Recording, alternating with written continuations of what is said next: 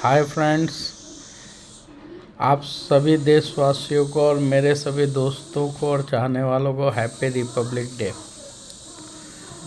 दोस्तों, Republic day का तो इंतज़ार था ही। अभी 22 जनवरी को हम सभी ने देश में, पूरे देश में नहीं पूरे विश्व में एकदम उत्साह के साथ एक दूसरी दिवाली राम जन्मभूमि के मंदिर के प्राण प्रतिष्ठा में सेलिब्रेट किया था। जब वो ओकेजन ख़त्म हुआ तो उसके बाद हमारी एक फाइटर मूवी रिलीज़ हुई है जिसे मैं देख कर के आया हूँ। तो आज मैं अपने इस वीडियो में फाइटर मूवी का रिव्यू करने जा रहा हूँ।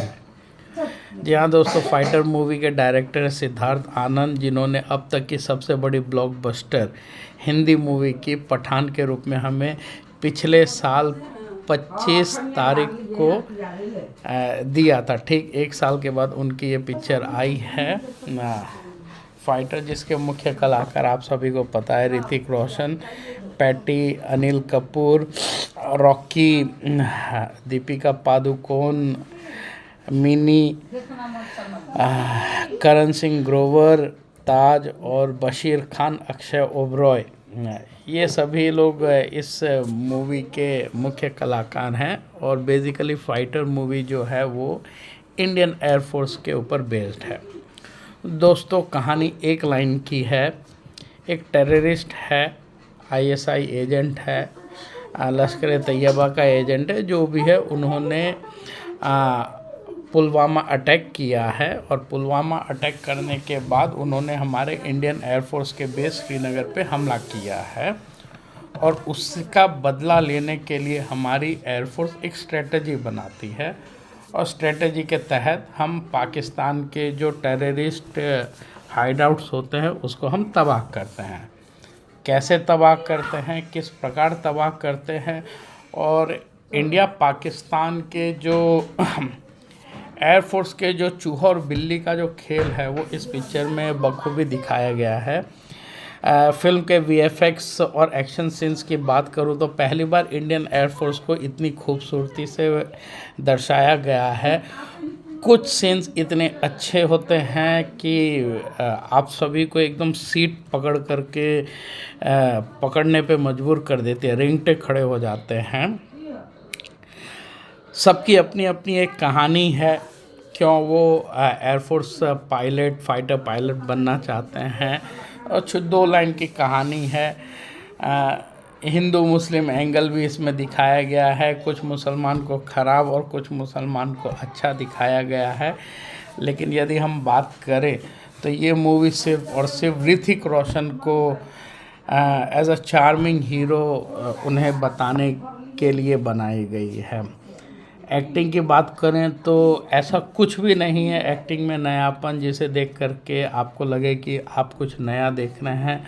वही सेम लाइन एक्टिंग है, वही ऋतिक रोशन की स्माइल है, वही उसकी बॉडी पर्सोना है, 6 पैक एब्स हैं। लेकिन एक चीज़ है कि अब ऋतिक रोशन को उसका उम्र उसके चेहरे पे झलक रही है। अब वो मतलब वो चॉकलेटी बॉय, चार्मिंग हैंडसम बॉय जैसी चमक अब उनके चेहरे पे नहीं रही। स्टेरॉइड्स वाली बॉडी है तो गाल वाल एकदम सूख गए हैं, आंखें एकदम गड्ढे जैसी हो गई है। चलिए, जब हम फिल्म की बात करते हैं तो दोस्तों, आज से करीब 30 साल पहले टॉम क्रूज की एक मूवी आई थी टॉप गन, प्लस उनकी पिछले साल एक 1.5 बिलियन डॉलर की ब्लॉकबस्टर हिट मूवी आई थी टॉप गन मैवरिक। तो ये जो कहानी है, ये दोनों टॉप गन को मिला करके ये फाइटर पिक्चर बनी है, जिसमें हमारे एक एयरफोर्स पायलट को पाकिस्तान कैप्चर कर लेता है और कैसे पूरी यूनिट एक हो करके जाती है और उसे रिहा करके लाती है। ऐसी कहानियाँ आपने बहुत फिल्मों में देखी होगी, ऐसा उसमें कुछ नया नहीं है। इसमें उरी जैसी बात नहीं है, हाउस द जोश वो बात नहीं है, वो कुछ नया था। लेकिन दोस्तों, जब देशभक्ति की बात करें तो इसमें देशभक्ति कूट कूट करके भरी हुई है। फिल्म के सेकंड हाफ पूरा देशभक्ति को ज़बरदस्ती डायलॉगबाजी के तरीके से पब्लिक के ऊपर थोपा जाता है। देशभक्ति चिल्लाने की चीज़ नहीं है, वो महसूस करने की चीज़ है। यदि आप एक पिक्चर देखते हैं और उसमें हर टिकट के पीछे आप 50 रुपये एंटरटेनमेंट टैक्स देते हैं, तो वो भी आपकी एक देशभक्ति है कि आपके 50 रुपये देश के काम आएंगे। एक्शन सीक्वेंस की बात करें तो कुछ एक्शन सीक्वेंस अच्छे हैं। पिक्चर को ज़बरदस्ती 3 घंटे खींचा गया है। 2-3 गाने अच्छे हैं, जिसमें ऋतिक रोशन का जो शेर खुल गए गाना बहुत बढ़िया है। फुट टैपिंग सॉन्ग्स हैं।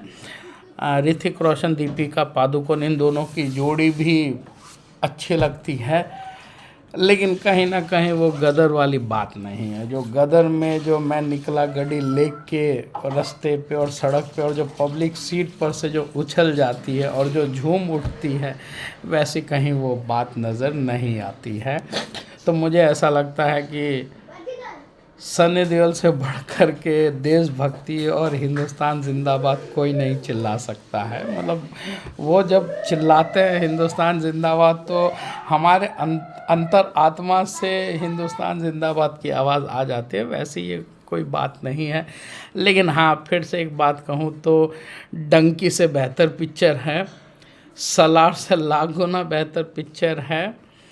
फिल्म में कहीं कहीं ह्यूमर भी है। 2.25 घंटे की पिक्चर कैसे गुजर जाएंगे आपको पता नहीं चलेगा। फिल्म थोड़ी छोटी होती और स्टोरी लाइन पे और काम किया होता तो शायद मेरे ख्याल से काफ़ी बेहतर होती। पाकिस्तानी एजेंट का जो गुंडा दिखाया गया, आंखें उसकी एकदम लाल लाल दिखाई गई है। कुछ सीन्स में वो बहुत ख़तरनाक दिखाई देता है। सही में वो एक चेहरे से ही टेररिस्ट लगता है। तो विलन के पार्ट पर उन्होंने अच्छा काम किया सिद्धार्थ आनंद ने। पाकिस्तान इंडियन एयरफोर्स के जो कुछ ऑफिसर्स दिखाए गए हैं, उनको एकदम लाइट और ह्यूमर तरीके से डरे हुए दिखाए गए हैं। तो मुझे ऐसा नहीं लगता है कि पाकिस्तान के आर्मी चीफ और उनके जो जनरल्स होंगे वो इस तरीके से